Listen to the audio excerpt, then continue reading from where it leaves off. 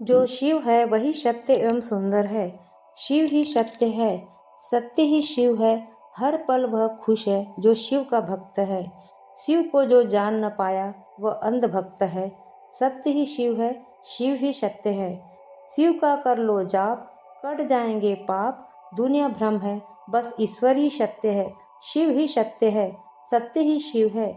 सत्य के कई अर्थ है।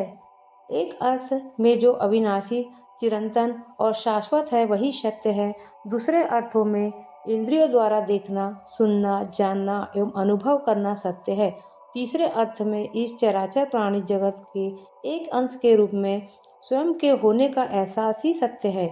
इन तीनों अर्थों में ईश्वर सत्य है, सनातन है, अनुभव योग्य तथा कल्याणकारी है। तभी कहते हैं कि राम नाम सत्य है और जगत मिथ्या है।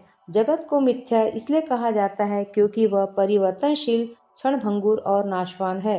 परमात्मा की महिमा इसलिए है क्योंकि वह सत्य है, शिव है और सुंदर है। यहाँ सत्य और सुंदर का अर्थ तो हमने जान लिया, पर शिव क्या है? शिव शब्द का अर्थ है कल्याणकारी। जो कल्याणकारी है वही सुंदर है और जो सुंदर है वही सत्य है। इस प्रकार सत्यम शिवम सुंदरम जैसे मंत्र का उत्स या बीज शिव ही है, अर्थात इस सृष्टि की कल्याणकारी शक्ति। सुंदरता का तात्पर्य किसी दैहिक या प्राकृतिक सौंदर्य से नहीं, वह तो क्षण भंगुर है।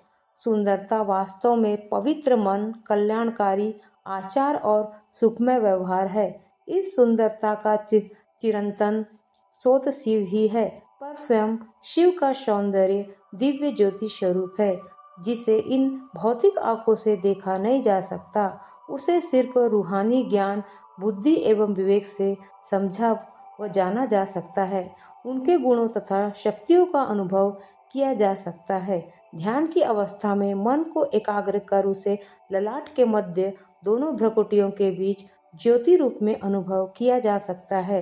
गीता में प्रसंग है कि ईश्वर ने अपने विश्व रूप का दर्शन कराने के लिए अर्जुन को दिव्य चक्षु रूपी अलौकिक ज्ञान की रोशनी दी थी। परमात्मा को देखने के लिए स्थूल नहीं, आत्मज्ञान रूपी सूक्ष्म नेत्रों की जरूरत होती है, जो योगेश्वर ने प्रदान किया। उन्होंने अर्जुन को समझाया कि कर्मेंद्रियों से मन श्रेष्ठ है, मन में बुद्धि श्रेष्ठ है और बुद्धि से भी आत्मा श्रेष्ठ है, यानी आत्मा सर्वश्रेष्ठ है।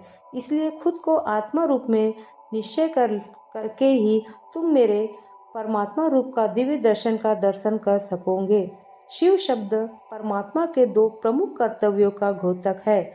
श अक्षर का अर्थ पाप नाशक है और वह अक्षर का भावार्थ है मुक्तिदाता। अक्सर लोग शिव और शंकर को एक ही मान लेते हैं, लेकिन दोनों में अंतर है। शिव निराकार ज्योति बिंदु स्वरूप ज्योतिर्लिंग परमात्मा है। शंकर दिव्य मानवीय कायाधारी देवात्मा है। ज्योतिर्लिंग के रूप में लोग जिस जड़ लिंग प्रतिमा की आराधना करते हैं वह शिव का ही प्रतीक है। इसलिए धर्म ग्रंथों में राम और कृष्ण जैसे देवता भी शिवलिंग की पूजा वंदना की मुद्रा में दिखते हैं। देवता अनेक है, लेकिन देवों के देव महादेव निराकार परमपिता परमात्मा एक ही है और वह शिव है। शिव पुराण, मनु संहिता एवं महाभारत आदि पर्व में शिव को अंडाकार, वैलाकार तथा लिंगाकार ज्योति स्वरूप बताया गया है, जो कि ज्ञान सूर्य के रूप में अज्ञानता रूपी अंधकार को नष्ट करते हैं।